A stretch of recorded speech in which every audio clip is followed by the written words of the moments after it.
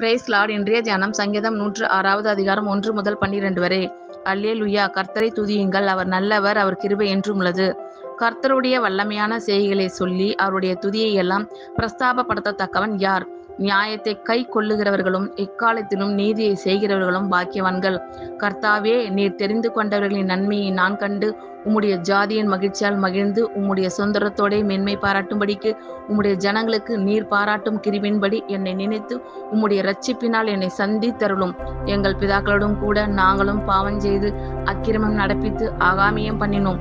எங்கள் பிதாக்கள் எகிப்திலே உம்முடைய அதிசயங்களை உணராமலும் உம்முடைய கிருபைகளின் திரட்சியை நினையாமலும் போய் சிவந்த சமுத்திர ஓரத்திலே கலகம் பண்ணினார்கள்.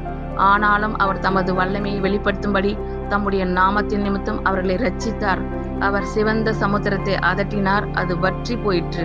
வெட்டாந்தரையில் நடக்கிறது போல அவர்களை ஆழங்களில் நடந்து போக பண்ணினார். பகைஞ்சன் கைக்கு அவர்களை விலக்கி ரட்சித்து சத்துருவின் கைக்கு அவர்களை விலக்கி மீட்டார்.